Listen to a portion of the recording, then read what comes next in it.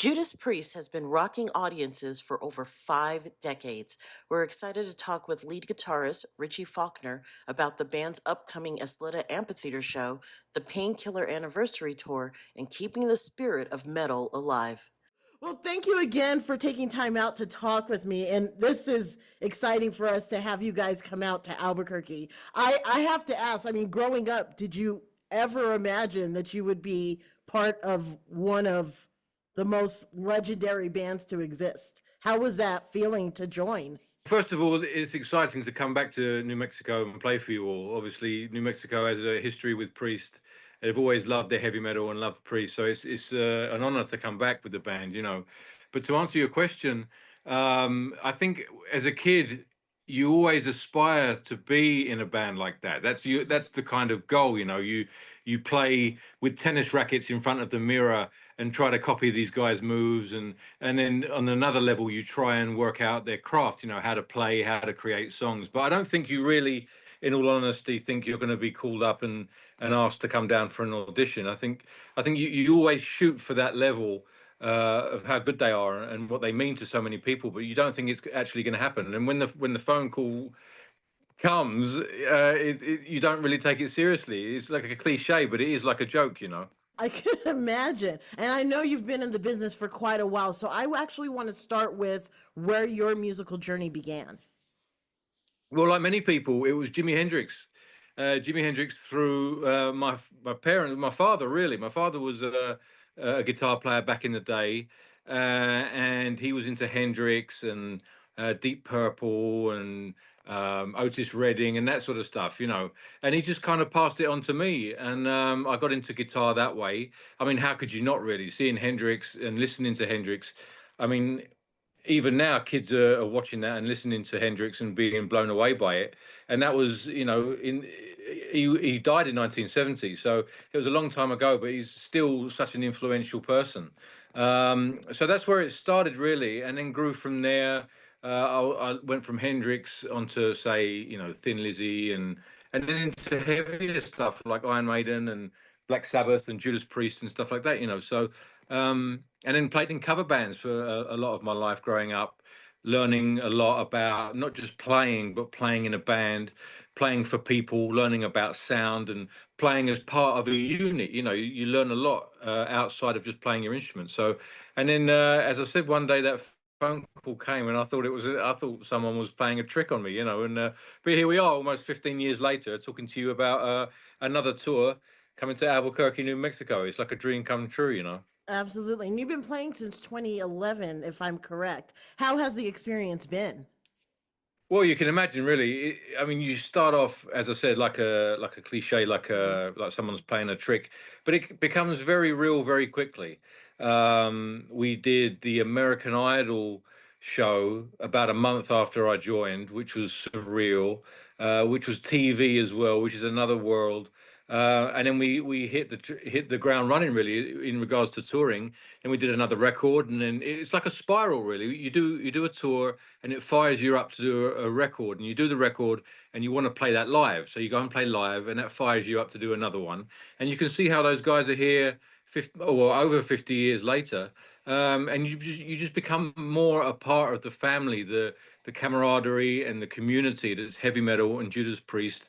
And you can see why they've been around for so long, partly because of the passion for the music, but obviously because of the fans that have put them there for over half a century now. So an honourable position to be in, one I don't take lightly.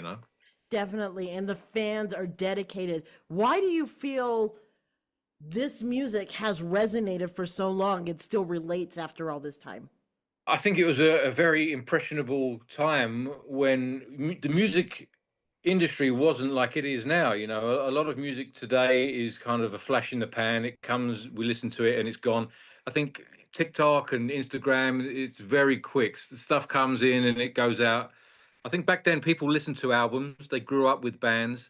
Maybe attention spans were different. I don't know. Maybe the quality was different. Once you found a band that you admired and the music that you admired, you stuck with it, and you grew up with it, like, literally grew up with it. It wasn't like a 3 minute radio track or a 15-second clip on TikTok. It Yes, it is. was everything. You grew up with it. You spent decades with it. You bought the albums and you knew about the band, and and that was it. You grew up with them, and I think that's kind of what's partly why these bands have that staying power. A lot of the bands that are still out there, the big bands that are out there touring, are the bands that originated it. Priest, the Stones, Deep Purple was still out there. Black Sabbath was still out there until 10 years ago. There's a lot of bands that are out there still that are the originators of it, and that's why I think. You talked about earlier that, I mean, you grew up listening to all different forms of music, including Priest, and now you're part of that band. But you also got to experience performing your own material and being a solo artist. So, what was it like? How's the camaraderie of coming into a environment that's been established and working that level as opposed to when it's your own personal thing? Well, as you can imagine, the economics of it are very different. Um, but I think the creative level is very much the same. Surprisingly, with Priest, in a good way, you can imagine coming into a unit like Judas Priest after 40 years and it being very this is the way it is, this is these are the songs, this is Hmm. the way we do it. But it wasn't. It was I came in and they were asking me questions like, what do I think, what should we do differently, what was my opinion about things, how should we do this differently, what can we do to make it better. And that was surprising, really. And in that sense, it was no different to what you do growing up, putting your own bands together. You all chip in and you give your own opinions and you work to your own strengths. And I think this is no different with Priest. Everyone chips in and plays to their strengths, and we don't do anything if someone's not 100% comfortable with it, and we try and change it so that everyone's comfortable, so we're a solid unit moving forward. And I think that's how it should be, really, in a band. You should all be Absolutely. comfortable and work together. And that's pretty much the same as it was when I was young, putting bands together. I think it's great that even though it's been established this long, that there's still that openness to be, willing to say, what do you think? Instead of just like, this is how it's got to be. I think that's Well, wonderful. yeah, I think some bands they work like that and it works for them. But with Priest, I remember Glenn Tipton told me, he said, "I'm going to have a viewpoint that no one in the band is going to have. They've been in the band for 40 years and they have a certain viewpoint. I'm going to have a different one, whether it's right or wrong, it doesn't matter. I'm going to have a different one, and it's worth listening to." And I thought that was a very profound thing, and one that you remember moving forward. When there's people around you that might not have the experience level, they're going to have a different opinion, whether it's good or bad, whether it works or it doesn't. But they can have a different opinion than yours, and I think that's a valuable thing. I know that you went through, which I'm wondering if it's changed your perspective of how you handle things, but you went through a health scare that you made it through, and that's good to see. Has that now changed your perspective on, how you handle your music, the touring, and just life in general? Yeah, it definitely does. I mean, anything I do now, I try to get finished as quickly as possible. Understandable. Yeah, you never know quite what's around the corner, um, and you never know kind of how long it's going to last. And when something like that happens, it kind of brings it home to you, not in a morbid way, but just in a grateful way. Really, you never know. So if there's an album you want to do, or you've got a batch of songs that you want to record. I'm as lazy as anyone, really, when it comes to that sort of stuff. But it really kind of gives you a kick up the butt, because you never know. Let's get this done. Let's get it out there. Let's get this idea down. Even if it's a family member that you haven't seen in a long time, let's go and see them, because you just don't know what's around the corner. And it definitely brings that home to you for sure. I can imagine. So I know that you guys have been here before and you've played for us before, but what can we expect with this tour and what you're going to bring to the stage? Well, it's a pre-show, so it's loud, it's obnoxious, and it's smelly, and it's hot, and it's that time of year. I'm not sure what the weather's like in New Mexico at the moment, but it's pretty hot and humid here in Tennessee, so it's definitely going to be hot. And we are celebrating the anniversary. I think it's the 35th anniversary of the Painkiller record. So Wow. if anyone's been paying attention in the US, we were celebrating the Painkiller record in Europe. So we're going to be hitting a few of those marks on this tour as well, paying tribute to that record. When we go around the world and Rob introduces that album, I mean, it just brings the roof down. So Of course. we want to just pay, celebrate some of the tracks off that record with some of the classics as well. So we're looking forward to bringing that to the States, and we know it's going to be a great show. And how is it working with Alice Cooper, being on the tour with him? What's it been like?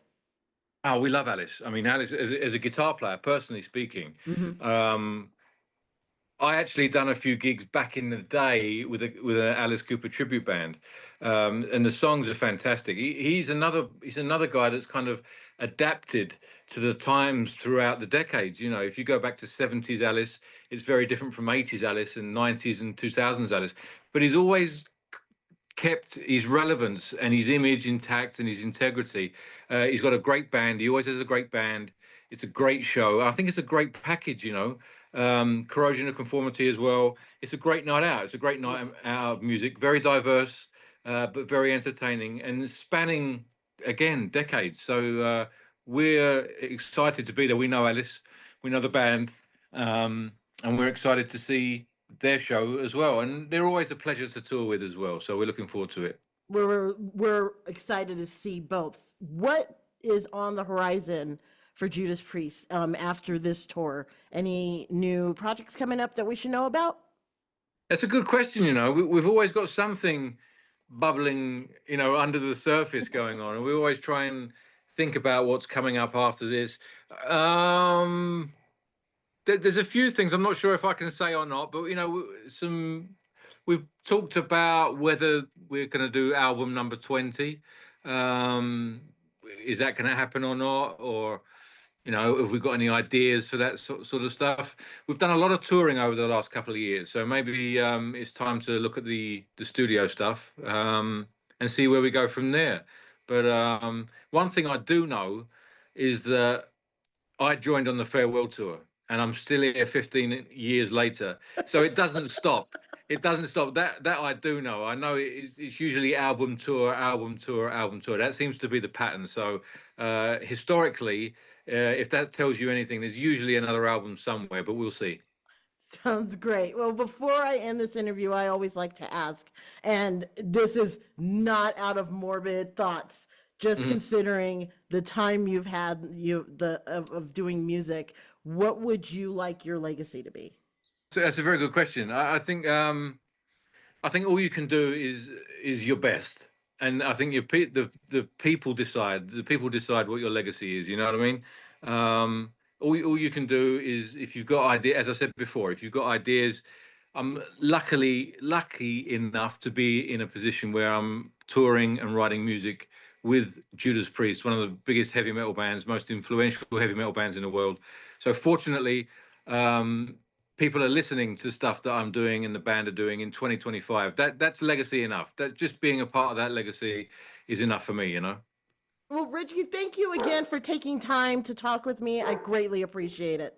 My pleasure, Teresa. Have fun, and hopefully see you at the show. Absolutely, absolutely. Okay, Have a take good care now. day. Bye bye. Bye. Bye.